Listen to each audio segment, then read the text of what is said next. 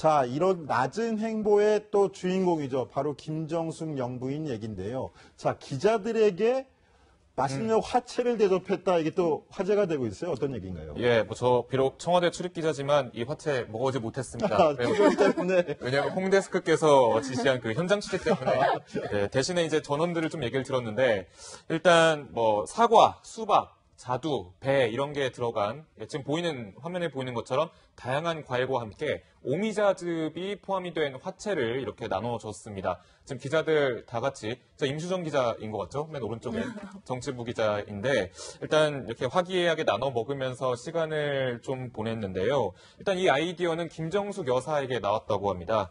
김정숙 여사가 청와대 안뜰에 그 심어진 앵두나무를 보고서 야, 오늘 날씨도 더운데 앵두 화채를 나눠 먹으면 참 좋겠다라고 이제 밝혔다고 하고요. 이 앵두를 직접 써서 화채를 만들려고 하니까 앵두나무가 없었어요. 많이 없어가지고 대신 체리를 갈아서 이렇게 기자들에게 나눠주면서 소통 행보를 보였습니다. 그러니까 이 김정숙 여사가 사실 밥을 차려주는 건 조금 부담스러울 수도 있잖아요. 그렇죠. 그러니까 이 간식을 통해서 약간 소통 행보를 한다는 생각이 드는 게 김영란법에 그 접촉 대상도 되지 않을까요? 이것도 한번 생각해봐요. 그런 경계를 좀 약간 그렇죠. 무사하게 지나갈 수 있는 게 또 간식인 것 같기도 그렇죠. 해요. 예. 그래서 지난번에 그 야당 여야 원내대표들 함께 오찬을 했을 때도 뭐 인삼 과자를 간식으로 직접 만들어서 내놓고 또 인삼 전과를 직접 손수 만들어서 이렇게 선물로 제공을 하기도 했는데요. 청와대 직원들한테는 직접 팥을 삶아서 쪄낸 양갱을 따로 이렇게 선물하기도 했다고 하더라고요. 그러니까 이런 게 진짜 약간 낮은 소통 행보라고 볼 수도 있는 것 같습니다. 화채, 양갱, 저도 참 좋아하는데요. 직접 먹어보시는군요. 자, 최석호 기자, 이런 가운데 김정숙 여사가 오늘은 민주당 여성의원들을 초청했다고요. 그렇습니다. 아무래도 청와대의 허니문 기간은 있습니다. 하지만 뭐 박지원 전 대표 이렇게 얘기를 했죠. 허니문은 끝났다. 사실 요즘 국회 상황을 보면 허니문은 확실히 끝난 듯합니다.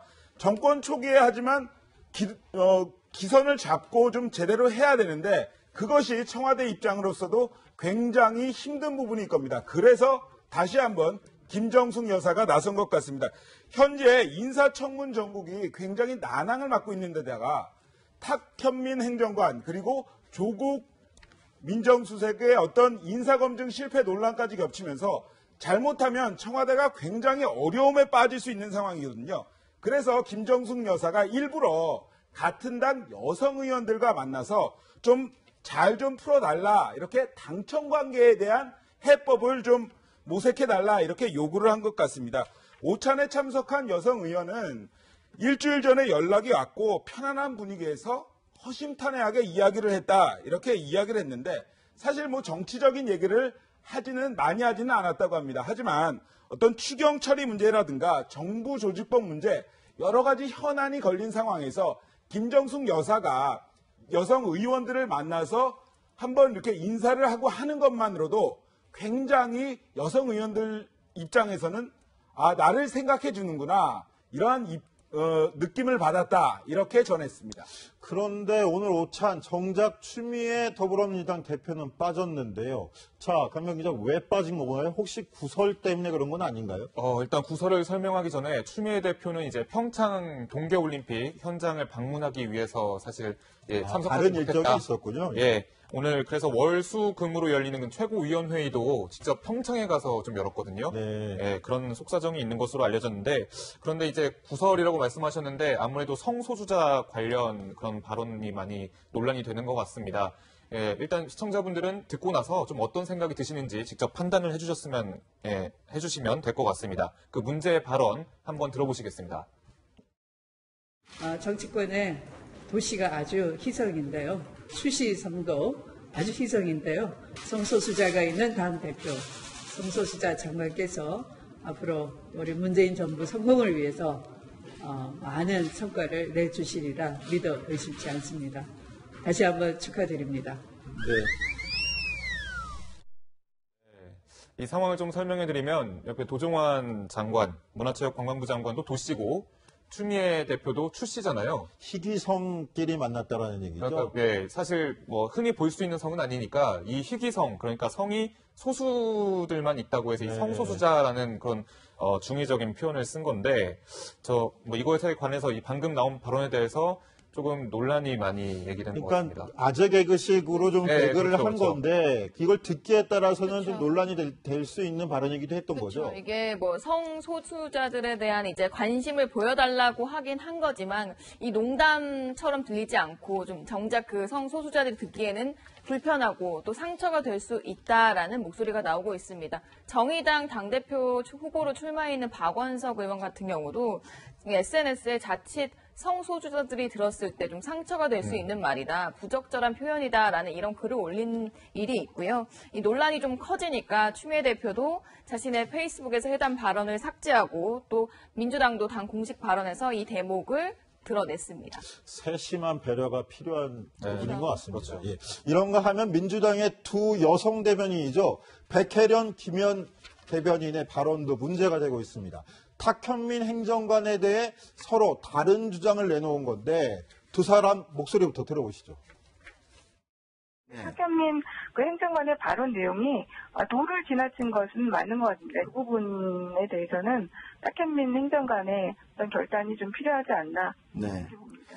그 청와대에 근무하는 행정관이 이렇게 야당에서 총 공세를 받을 만한 또는 인사 검증의 대상인지에 대해서는 조금 의아스럽습니다. 여성 의원들의 경우는 그러니까 현장에서 나오는 다양한 의견들이 있고 그것을 또 청와대든 아니면 다른 단위에든 의견을 전달할 수 있습니다. 그러니까 부적절하다라는 의견을 전달했지만 공식적인 입장은 아니다라고. 네, 성인식 문제로 논란을 빚고 있는 탁현민 청와대 행정관의 이야기를 두고 민주당의 두 여성 대변인 입장이 다른 모습인데요. 최석호 기자, 왜 이렇게 의견이 다른 건가요? 예, 특히 대변인 같은 경우는 당의 입인데, 입이나 다름없는데, 의견은 다를 수 있지만 입이 두 입이다 이렇게 얘기하기는 좀 문제가 있는 거 아닌가요? 예, 한마디로 이제 탁현민 행정관의 거취 문제를 두고 청와대는 물론 민주당 같은 경우에도 지금 굉장히 소가리를 하고 있다. 정말 어떤 식으로 결론을 내릴지 당 내에서도 긴가민가한 상황입니다. 백혜련 의원 뭐라고 얘기를 했습니까? 탁현민 발언 도를 지나치다. 결단이 필요하다. 청와대의 결단을 요구했는데 김현 대변인 같은 경우에는 백혜련 의원의 얘기가 뭐 여성의 입장에서는 할 수 있을지 모르지만 당론은 아니다. 이렇게 좀 선을 그었는데 오죽하면 서로 같은 당 소속 의원과 대변인이 다른 말을 하고 있겠습니까? 그만큼 청와대의 소가리가 심하다는 겁니다. 결국 여성단체까지 나서서 비난 수위를 높이는 과정에서 이것은 뭐 여성 간의 문제가 아니라 이제는 여성 비하 문제로까지 벌어지고 있는 상황에서 당이나 청와대 소가리가 그만큼 심하다. 이렇게 볼 수가 있겠습니다. 예, 첫 번째 주제 저희가 데스킹을 보고 있는데 이 문제까지 한번 짚어볼까 합니다.